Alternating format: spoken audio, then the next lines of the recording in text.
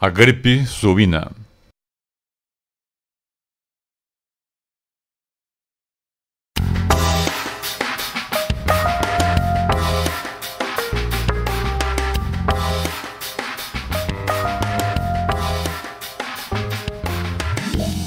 A gripe suína, nome popular que se convencionou chamar a doença respiratória aguda causada pelo vírus influenza A, H1N1, está causando uma verdadeira pandemia no Brasil e no mundo. Dezenas, para não falar em centenas de casos, são detectados todos os dias ao redor do mundo. As autoridades sanitárias de vários países estão em alerta, além da OMS, Organização Mundial da Saúde, e da ONU, Organização das Nações Unidas. Mas como se originou esta doença? Onde começaram os primeiros casos e quais suas causas? Como avaliar se uma pessoa está ou não infectada? E o que podemos fazer para evitar a transmissão e o contágio? Bem, estas e várias outras questões é o que veremos neste vídeo a partir de agora. Para falarmos do vírus H1N1, é importante que a gente remonte à origem desse vírus, né? Na verdade, a história já conta que em 1918 houve uma grande epidemia com 40, 50 milhões de óbitos, a famosa gripe espanhola, era o vírus H1N1. Em 1957, uma outra grande epidemia na Ásia e em 1968, uma outra grande epidemia, todos pelo H1N1.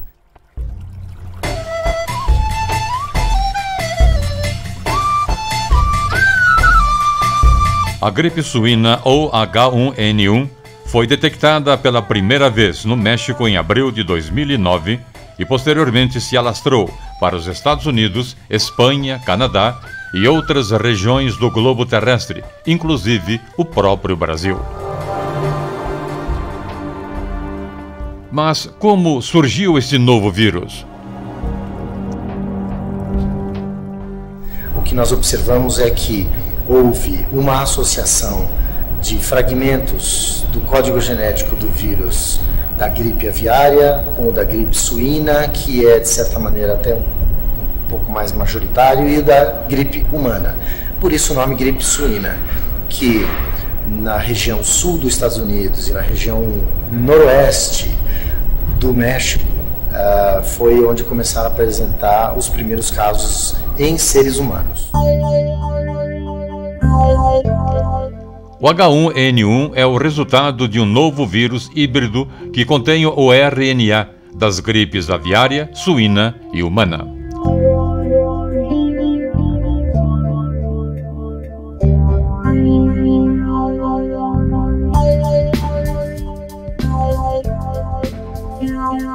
Assim, o vírus desta nova gripe é conhecido como influenza A, H1N1, e é um novo subtipo do vírus da influenza, o causador da gripe. Esta nova gripe recebeu o nome popular de suína porque um teste de laboratório mostrou que muitos dos genes do novo vírus eram semelhantes ao vírus influenza, que normalmente é encontrado em porcos na América do Norte. Mas um estudo mais aprofundado mostrou que o novo vírus é bem diferente daquele que normalmente circula entre aqueles porcos, e justamente por conter material genético dos vírus humanos, de aves e de suíno. Diferentemente do que se pode imaginar, a gripe suína não é contraída pela ingestão de carne de porco, pois a temperatura do cozimento da carne, cerca de 71 graus Celsius, já seria suficiente para destruir os vírus e as bactérias nela presentes.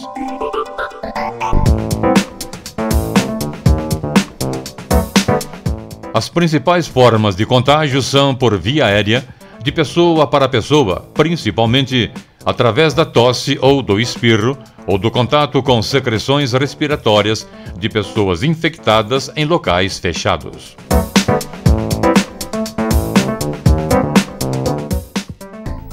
Uma vez surgido o vírus H1N1, a pergunta que se fez naquele momento inicial era se havia possibilidade da contaminação através da carne do porco. Isso já foi completamente deixado para trás, nós sabemos que não, uma vez que a transmissão se dá por via respiratória.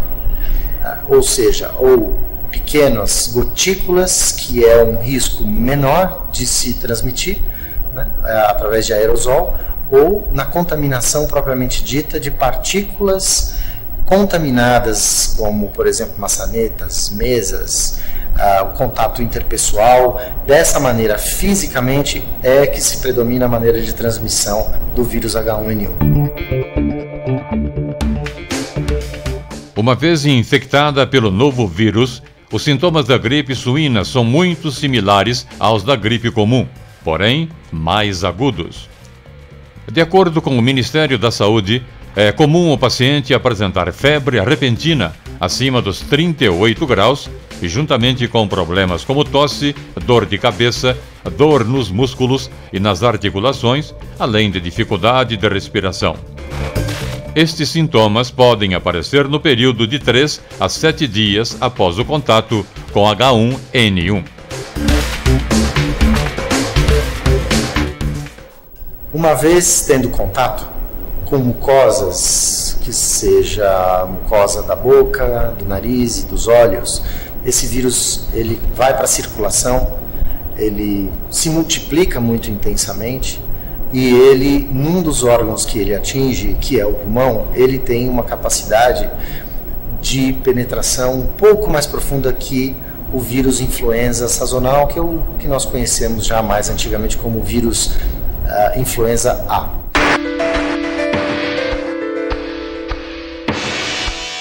Normalmente, o vírus entra no corpo por inalação, ou por contato da mão com os olhos, com a boca ou com o nariz.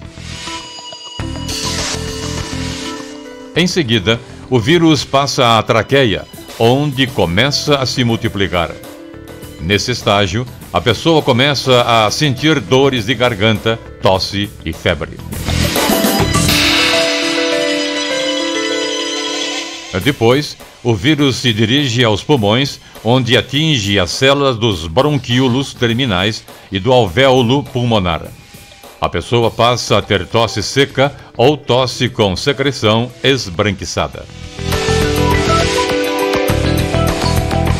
Daí, para cair na corrente sanguínea e atingir os demais órgãos do corpo, é só uma questão de tempo.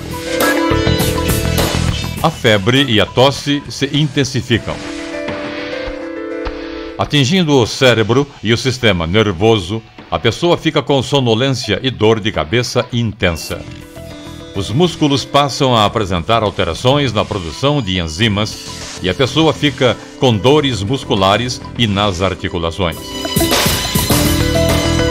Chegando no fígado, passa a haver alterações na produção de enzimas.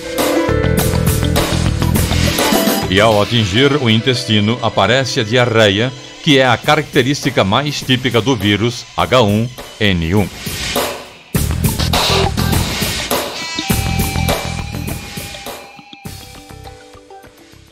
Então, esse vírus H1N1, ele tem uma capacidade um pouco distinta do vírus da gripe sazonal. Ele é um pouco mais agressivo, um pouco mais profundamente dentro do tecido pulmonar. E é essa a nossa grande preocupação. A preocupação não é o quadro clínico de uma gripe como todos têm, com dor muscular, com um pouco de diarreia, pode ter um pouco de inapetência, falta de apetite, etc. O que nos preocupa, de fato, são os casos que se apresentam com febre alta, com tosse e um quadro pulmonar um pouco mais comprometido, com cansaço, falta de ar. É esse quadro clínico que chama a atenção.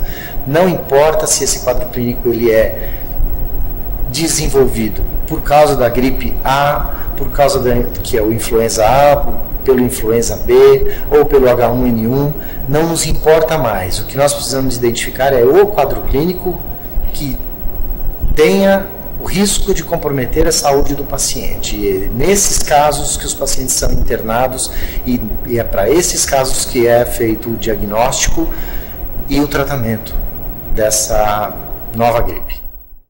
Neste momento, algumas questões aparecem e precisam ser respondidas. Não é verdade que a gripe suína mata mais que a gripe comum. As duas têm a mesma taxa de letalidade, variando entre 0,4% a 0,5%. O que acontece é que a gripe sazonal acaba causando a morte principalmente de idosos, enquanto a gripe suína está provocando mortes em todas as faixas etárias. Outra dúvida que deve ser esclarecida e que já foi explicada anteriormente é que não se contrai o vírus ingerindo carne de porco. A transmissão inicial da doença entre suínos e humanos aconteceu por meio de secreções respiratórias destes animais e não pelo consumo de sua carne.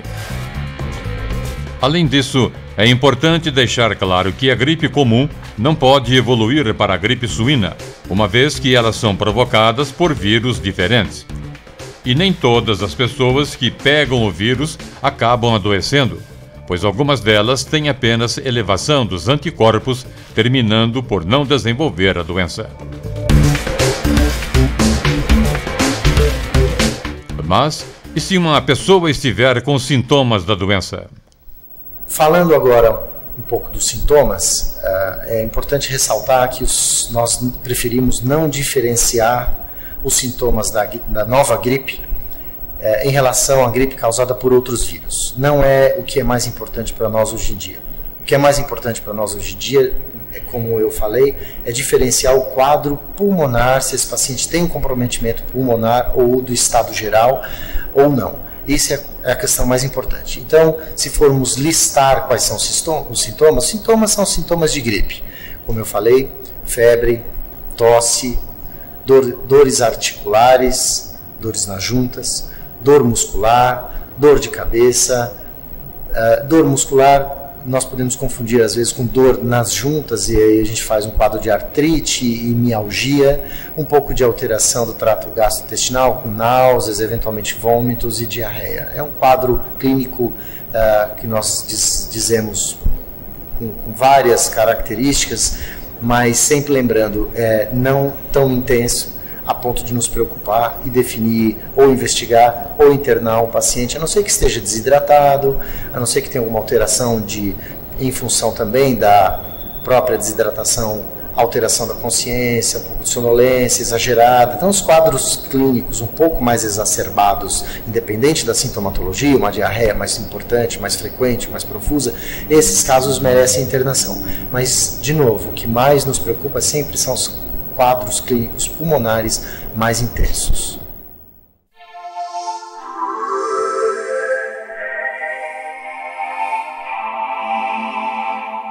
Bem, a primeira providência a ser tomada é afastar-se imediatamente dos espaços onde existam outras pessoas agrupadas, como escolas ou locais de trabalho. Em seguida, deve-se procurar um médico de confiança ou as unidades básicas de saúde. Se constatados os sintomas que indiquem que a pessoa pode ter sido contaminada pelo vírus H1N1, deve ser feito o exame que comprova ou não esta contaminação. E este exame é bastante simples. O médico utiliza-se de uma espécie de cotonete que coleta secreções do nariz e da garganta do paciente. Depois, estas secreções são levadas a um laboratório, onde são misturadas a reagentes que multiplicam o código genético do vírus e emitem uma luz em caso de resultado positivo. O resultado final do exame pode vir a ser inconclusivo, mas não errado. O exame só é feito para os pacientes internados.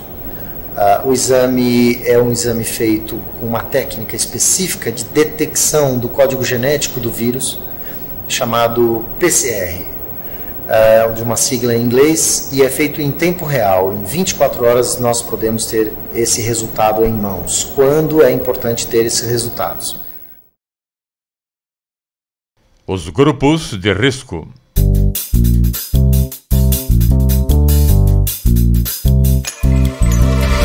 Como já dissemos anteriormente, A grande diferença entre a gripe normal e a gripe suína é que esta pode provocar a morte em qualquer faixa etária.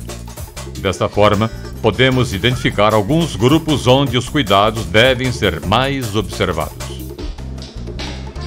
Falando dos grupos de risco, então, é importante incluir nesse grupo de risco também os idosos. Então, a gente já havia falado de grupo de risco, seriam as crianças abaixo de 2 anos, grupo de risco clássico, crianças abaixo de 2 anos, grávidas, diabéticos, pacientes que têm pneumopatias, cardiopatias, doenças crônicas, cânceres, pacientes que têm imunodeficiência associada, por exemplo, ao HIV.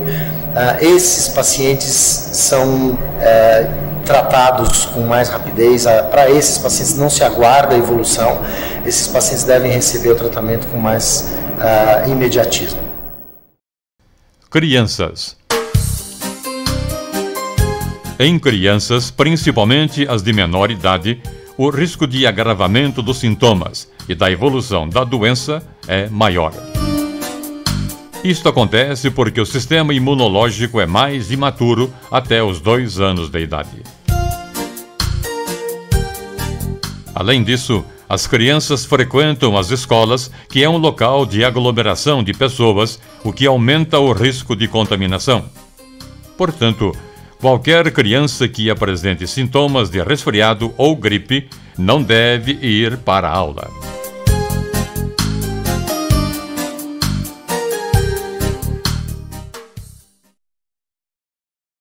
Idosos.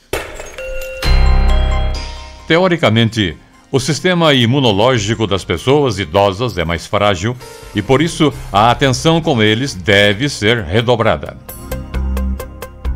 Além disso, pessoas dessa faixa etária costumam apresentar outras doenças crônicas que podem favorecer o agravamento da doença.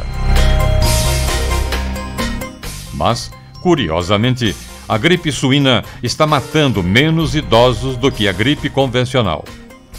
Uma das explicações pode ser o fato de que os idosos estão menos expostos ao vírus, pois ficam mais recolhidos em casa.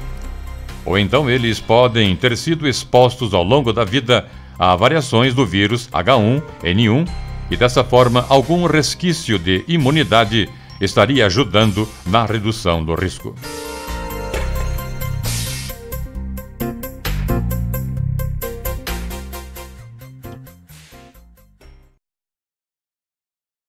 Mulheres grávidas.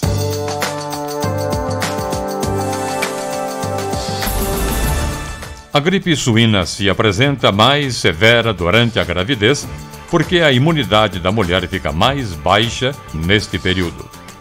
A maioria das gestantes que veio a falecer ou apresentou quadro grave por causa da gripe suína estava no 3º trimestre da gravidez. Assim, as mulheres grávidas devem evitar locais fechados e aglomerações e também parar de se utilizar de transportes públicos. O ideal seria que elas pudessem se afastar do ambiente de trabalho durante a gestação, de forma a evitar a exposição com pessoas contaminadas. As gestantes podem e devem tomar a vacina contra a gripe comum, pois, apesar dela não proteger contra o vírus H1N1, elas costumam apresentar quadros mais graves também da gripe comum. Agora, caso uma mulher grávida seja infectada pela gripe suína, pode haver, dependendo da época da gestação, risco para o bebê, como a possibilidade de aborto espontâneo. Os quadros mais intensos da nova gripe têm acontecido no 2º e 3º trimestres da gravidez, e se a mãe tiver um parto prematuro, a criança tem menos chances de sobreviver. Por outro lado, não existem ainda estudos sobre malformações fetais em mães contaminadas com o vírus H1N1.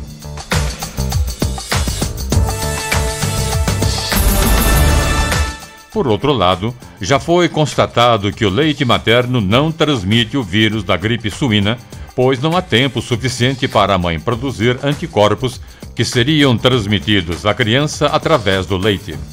De qualquer forma, O ideal é que a mãe sempre use máscara e lave bem as mãos para segurar o bebê, pois o espirro e a tosse poderão contaminar a criança.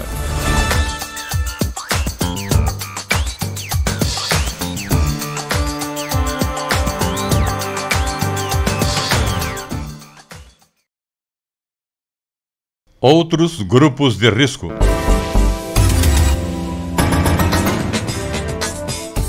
Além dos grupos já citados, os hipertensos e os diabéticos requerem cuidados especiais. No primeiro caso, o problema reside no fato de que doenças cardiovasculares aumentam a possibilidade de agravamento da doença. E no caso dos diabéticos, eles têm a resposta imune diferenciada e, justamente por isso, estão mais sujeitos a infecções ao longo da vida. De qualquer forma, os cuidados que os hipertensos e os diabéticos devem seguir são iguais aos do restante da população.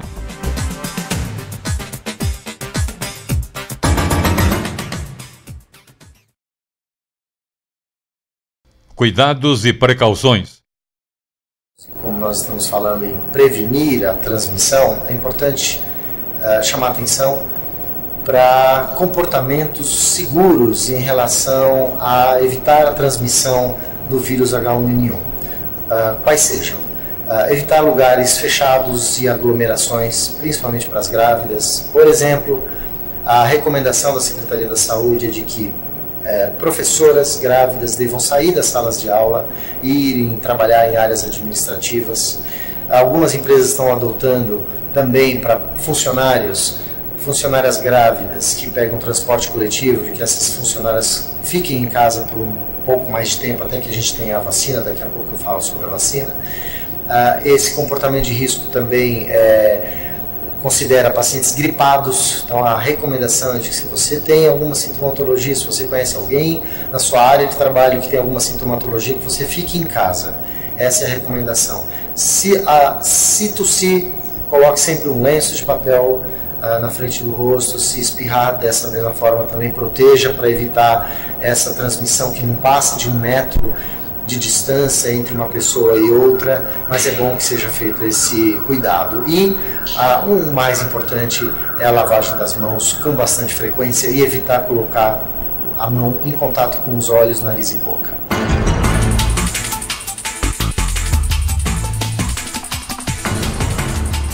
Para evitar o contágio com o vírus e a disseminação da doença, é necessário que tomemos algumas precauções importantes.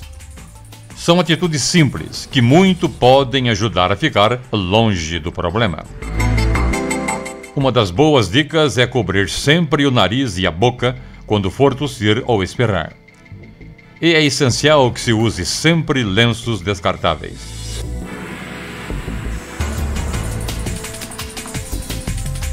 Evite o contato com pessoas infectadas. Um simples aperto de mão já é uma causa de risco para se contrair o vírus. Portanto, beijos e abraços com pessoas infectadas é algo fora de cogitação. Se houver um beijo no rosto de alguém infectado e depois a pessoa tocar a região beijada, passando a seguir a tocar os olhos, o nariz ou a boca, certamente essa pessoa corre o risco de contrair o vírus. E quanto a beijo na boca, aí não precisa nem falar. É uma forma imediata de contágio. Lave sempre as mãos depois de tossir, espirrar ou limpar o nariz. O vírus sobrevive até 48 horas fora do organismo, por isso é sempre importante lavar as mãos com frequência.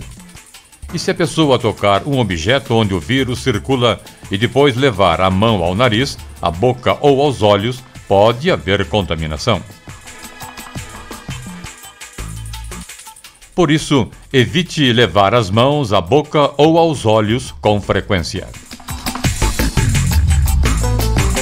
Uma outra boa dica é higienizar as mãos, mesas, cadeiras e brinquedos com álcool em gel. Na verdade, quaisquer objetos de uso comum devem ser higienizados desta forma. Mas não adianta usar qualquer tipo de álcool. A maioria dos frascos de álcool encontrados em supermercados tem concentração inferior a 50%. E a eficácia do álcool como antisséptico só acontece na concentração entre 60% e 95%. Se você contrair a gripe e ficar doente, evite sair de casa por pelo menos 7 dias. E procure manter os ambientes de uso comum sempre arejados e limpos. De qualquer forma, se tiver que sair e for a hospitais ou locais fechados, com pouca ventilação, procure usar a máscara de proteção. Mas é importante lembrar que elas são eficientes apenas por 2 horas. Além disso, preste atenção num detalhe importante. O uso de máscara só é recomendado para quem está doente e quer evitar a transmissão do vírus para outras pessoas. Não existem dados que comprovem que o uso de máscaras por uma pessoa saudável diminua a chance de ela pegar a infecção. Além do mais, a máscara comum é feita com um tecido frágil que permite a passagem de partículas do vírus. Além de que, como já dissemos, o tecido acaba danificado pela umidade da própria respiração cerca de 2 horas após o início do uso.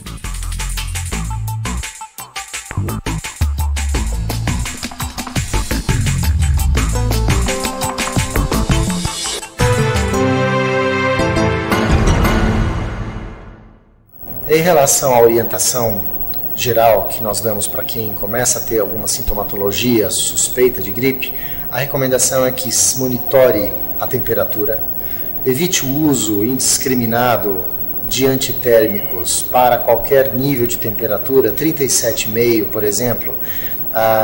Evite esse tratamento porque isso pode mascarar um quadro em que a gente poderia observar uma febre mais elevada. Se a febre ela está acima de 38 graus, apesar de todos os outros sintomas, se o paciente tiver tosse também e cansaço, ele deve procurar o seu médico, um posto de saúde, o seu convênio médico e fazer uma investigação, porque associado à própria pneumopatia, ou seja, a própria lesão tecidual pulmonar do vírus H1N1, pode estar associado a um quadro de uma infecção bacteriana, uma pneumonia bacteriana. Então é importantíssimo que esse quadro estabelecido ele deva ser investigado.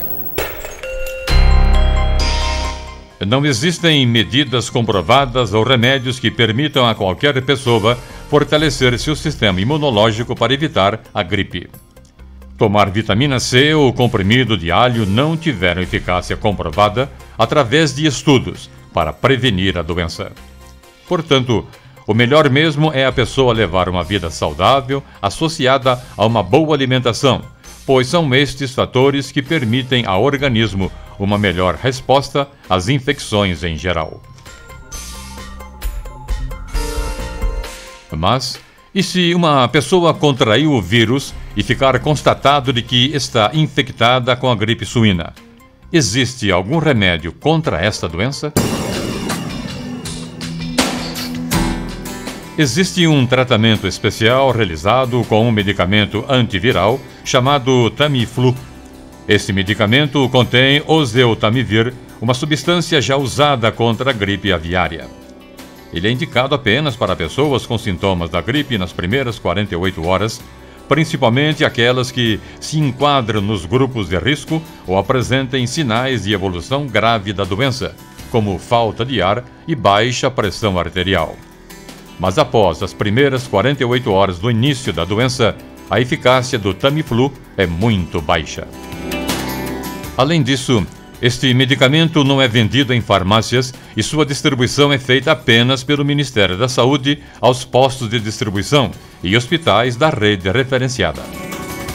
E ele também apresenta alguns efeitos colaterais, como náuseas, dor de cabeça, dor no estômago e diarreia.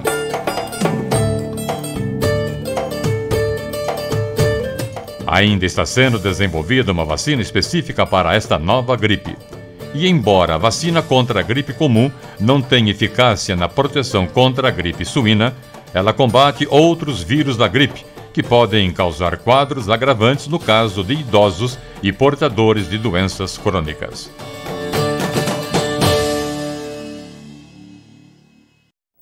Então, a última mensagem que eu gostaria de deixar é que esse vírus H1N1 ele veio para ficar. Ele já é o vírus predominante na Europa, ele já é o vírus predominante aqui no nosso meio em relação aos quadros de gripe. E aí é bom que todos nós nos acostumemos a essa nova conduta, os nossos novos hábitos para evitar a transmissão. Enfim, foram passadas aqui algumas informações básicas para se ter uma ideia geral do que é esta pandemia, causada pelo vírus H1N1 e que acabou recebendo o nome popular de gripe suína. Procuramos mostrar como ela surgiu e quais as causas e efeitos que sua contaminação traz ao ser humano. Mas nunca é demais reforçar uma vez mais os cuidados que devemos ter em casa, na rua, no trabalho ou na escola para prevenir a doença.